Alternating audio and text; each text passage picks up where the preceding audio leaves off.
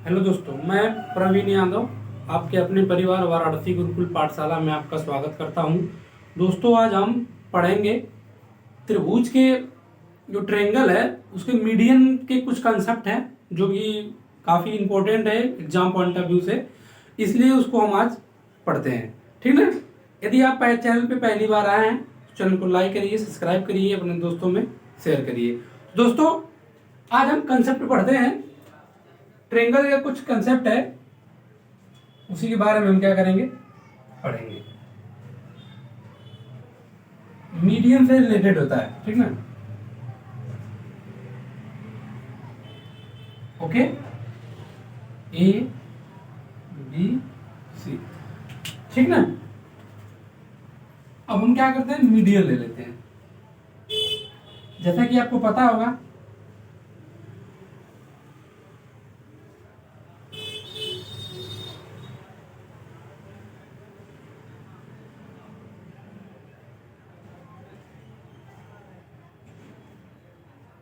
ठीक, तो हम मीडियन का नाम रख लेते हैं। इस मीडियन का नाम हम M1 रख देते हैं, इसका M2 रख देते हैं और इसका M3 रख देते हैं। ओके, तो हमें सीखना ये है साथियों,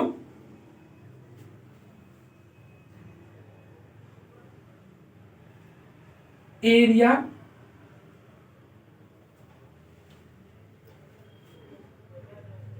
जो होगा 4/3 रूट में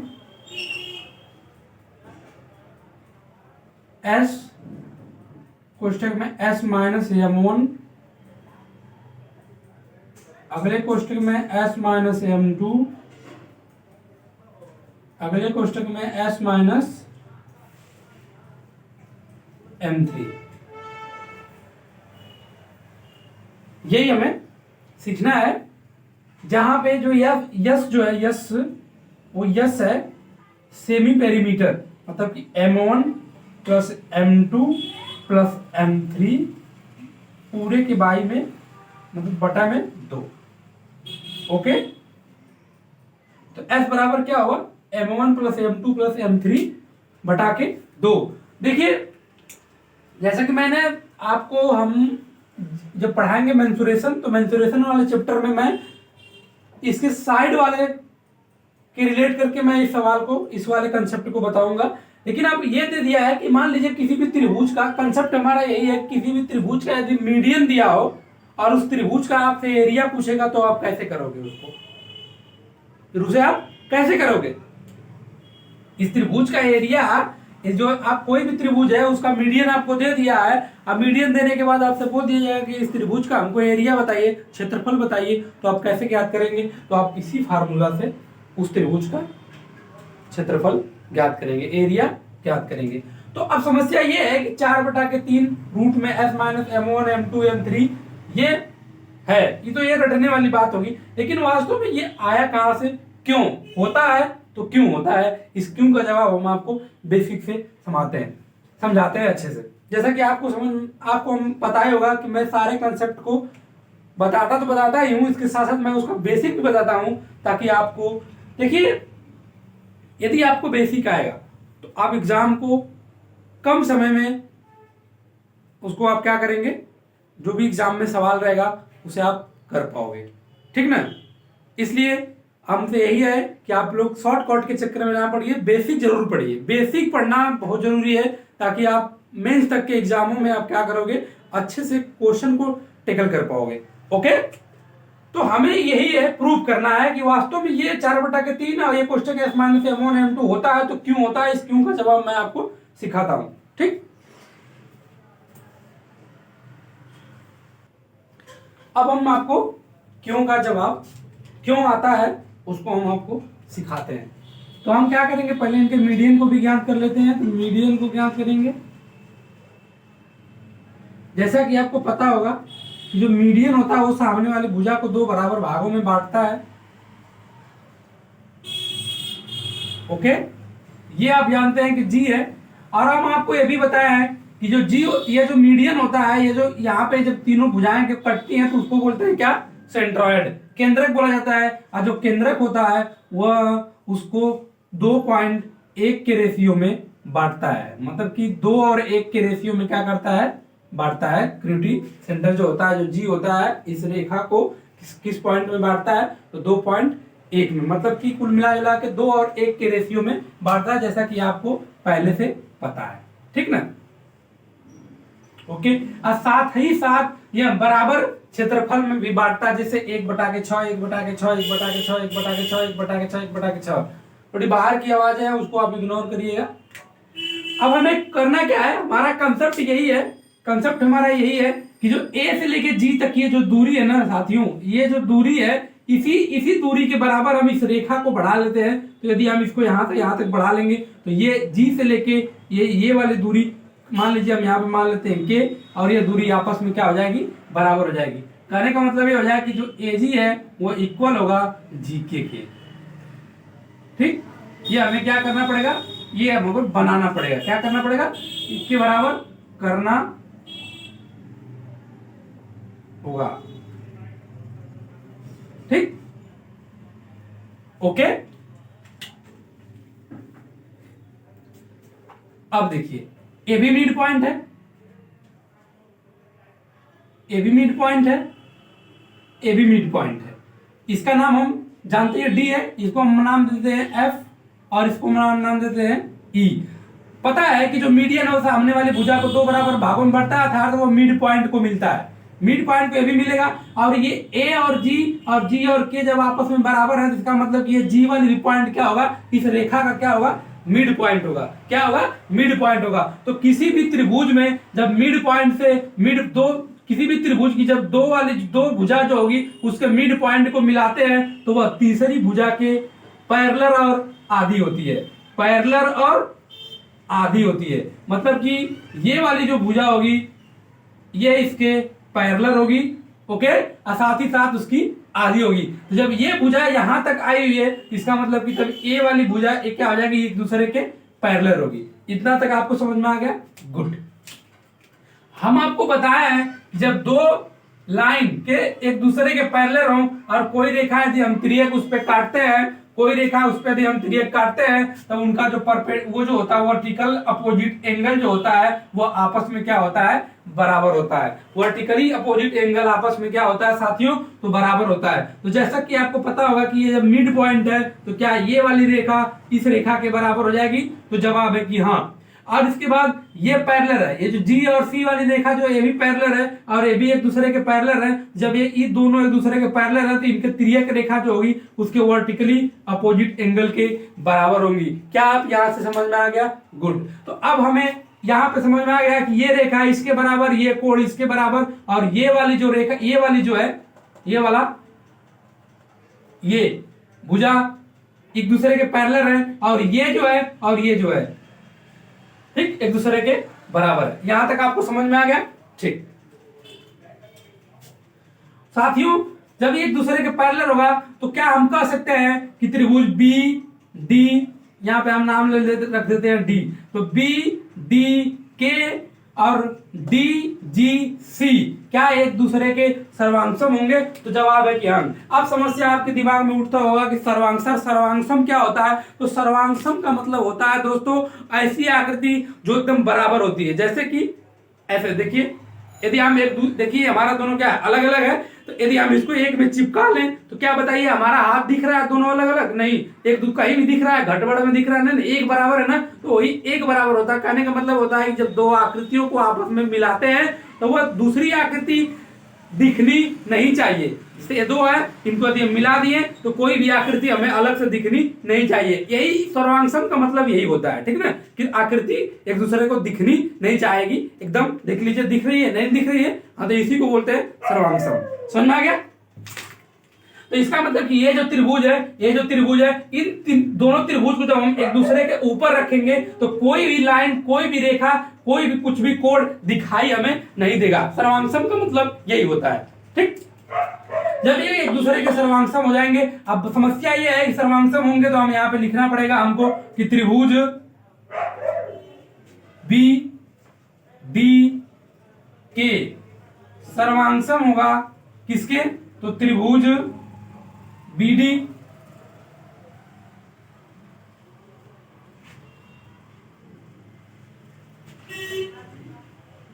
सी डी जी के, त्रिभुज सी डी जी के सर्वांगसम होगा। यहां तक आपको समझ में आ गया?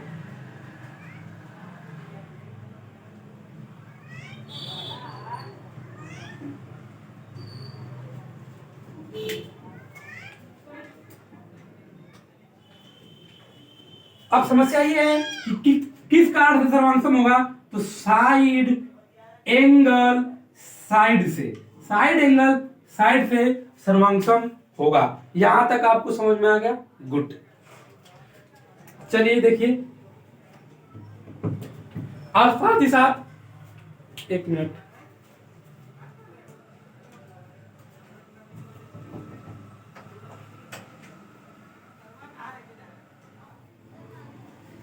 तो साथियों ये एक दूसरे के समांतर होगा जैसा कि मैंने आपको बता दिया है। एक चीज आपको थोड़ा सा और सीखने की जरूरत है।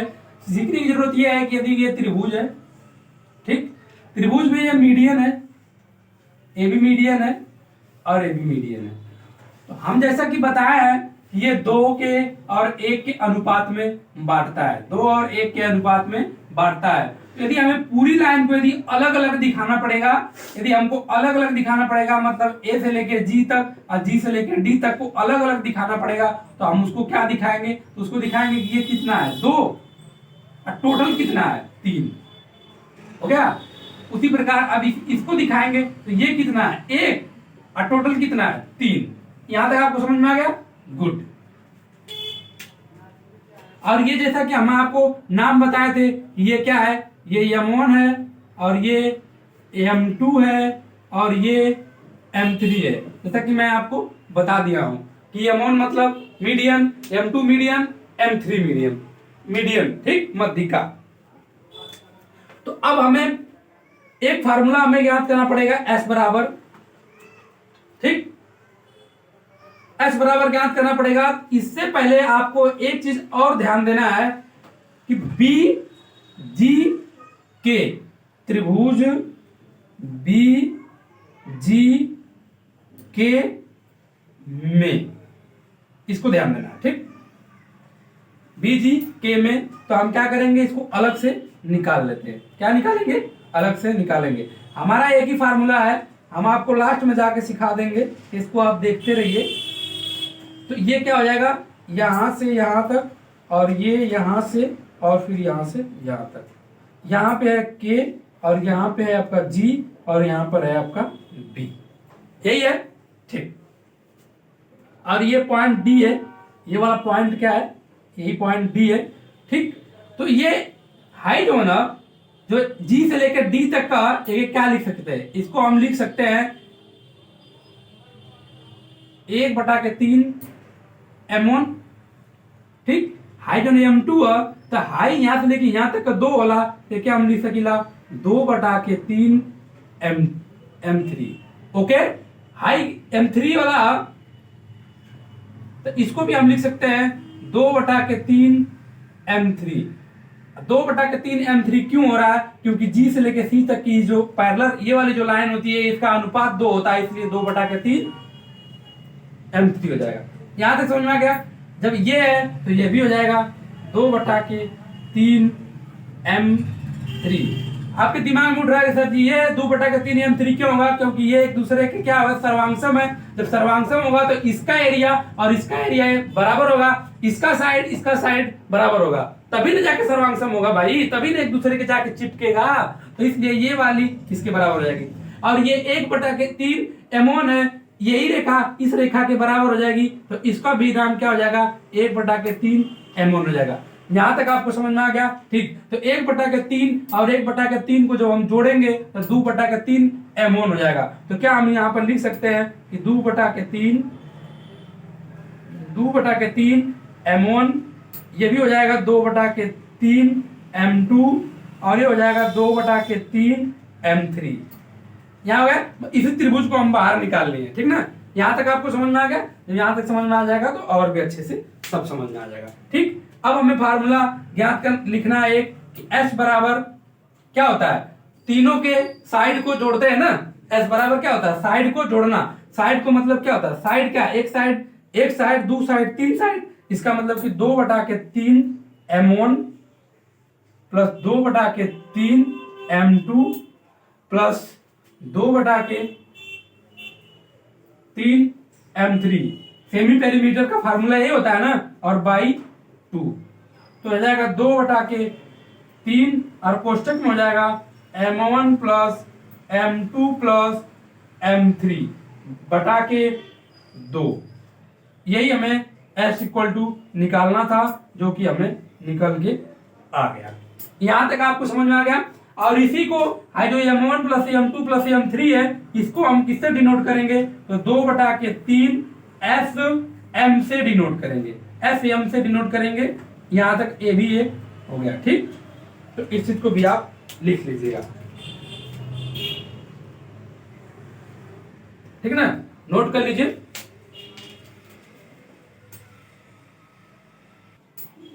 ओके, जगह कम पड़ रही है इसलिए हमको थोड़ा मिटाना पड़ रहा है, कंसेप्ट थोड़ा सा बड़ा है, इसको समझने की जरूरत है। अब हमें क्या लिखना है, त्रिभुज बी जी के, तो लिखेंगे एरिया ऑफ त्रिभुज B G K equal to 1/3 area of त्रिभुज A B C. Okay, A B C. तो जो बी और जो जी है और ये के है, इनका जो एरिया होगा वो एरिया पूरे त्रिभुज के 1/3 के बराबर होगा। अब समस्या है कि 1/3 ये इसका एरिया है, तो याद रखना जैसा कि मैंने आपको बताया है कि एरिया 1/6 1/6 1/6 1/6 1/6 में बढ़ जाता है, तो ये एरिया आपस में बराबर होगा। इसका मतलब कि ये हो जाएगा 1/6, हाई 1/6 होता है तो हाई 1/6 होगा। समझ में आ गया? तो 1/6 ये और प्लस 1/6 ये, तो जब जोड़ेंगे तो 2/6 हो जाएगा, काट देंगे तो 1/3 हो जाएगा। तो वही 1/3 हमें दिखाई दे रहा है। ठीक ना, यहां तक आपको समझ में आ गया?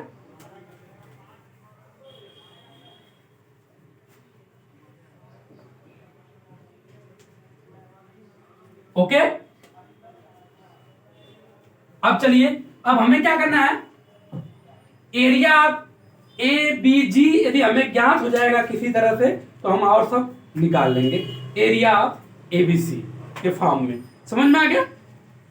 चलिए ज्ञात करिए। इनका हम क्या करेंगे, बेसिक फार्मूला जो साइड वाला है हम उसी से निकालते हैं। जो फार्मूला क्या होता है, फार्मूला होता है रूट में एस, कोष्टक में S minus A, S minus B, S minus C. S क्या होता है, सेमी पेरीमीटर होता है। ठीक, तो हम एरिया हम इसका निकालते हैं, किसका, त्रिभुज बी जी के का एरिया हम क्या कर रहे हैं, ज्ञात कर रहे हैं साथियों। यस बराबर क्या है, 2/3 एस एम, कोष्टक में 2/3 एस एम माइनस, और साइड क्या है, साइड भी तो यही है ना, यही साइड है ना, 2/3 m3 m सॉरी ये m3 नहीं है दोस्तों, ये m2 है। ये क्या है, m2 है। तो क्या हो जाएगा, m1 क्या हो जाएगा, 2/3 m1 साइड है। अगले क्वेश्चन में 2/3 एसएम माइनस m2 हो जाएगा 2/3 m2। इसके बाद हो जाएगा 2/3 एसएम माइनस 2/3 m3। अब पूरे के क्या हो जाएगा, रूट में हो जाएगा। पूरे क्या हो जाएगा साथियों, पूरे के क्या हो जाएगा, रूट में हो जाएगा। यहां तक आपको समझ में आ गया? ठीक, हम ये 2/3 इन तीनों कोष्टक से बाहर निकाल लेंगे तो हमारा हो जाएगा कितना, 16 कितना हो जाएगा, 81। ठीक, 16/81 हो जाएगा, रूट में अब कोष्टक में हो जाएगा SM minus M1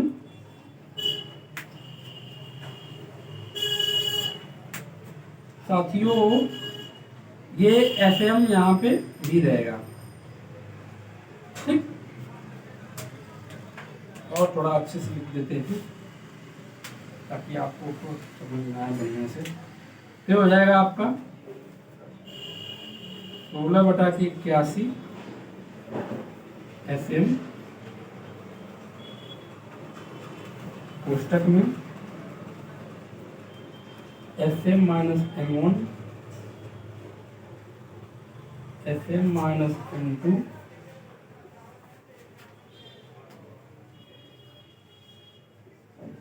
SM minus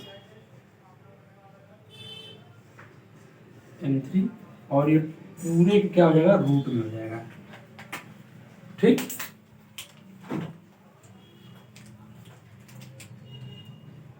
ये 16 के जो है, देखिए 16 के जो 81 है उसमें से 4 और ये इसको बाहर कर देंगे, तो बाहर कर देंगे तो कितना निकल के आएगा, 4/9। इसके बाद रूट में SM कोष्टक में SM माइनस M1, फिर इसके बाद हो जाएगा फिर दूसरे कोष्टक में SM माइनस M2, फिर हो जाएगा SM माइनस M3। ये भी पूरे के क्या हो जाएगा, रूट में हो जाएगा। यही हमें ज्ञात करना था।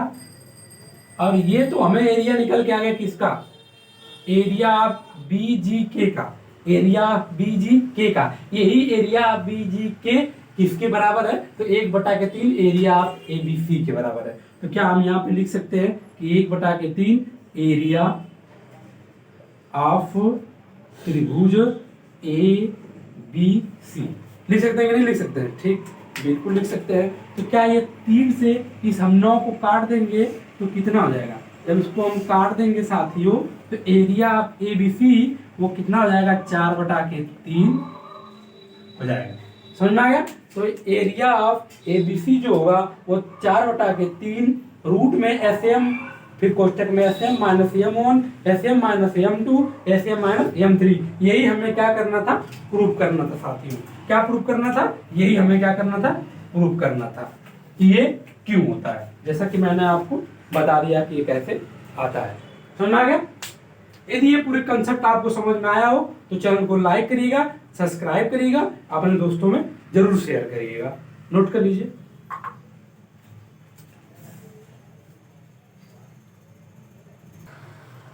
तो दोस्तों जैसा कि ये मीडियन का कंसेप्ट जो था मैंने आपको उसको पूरी तरह से समझा दिया है।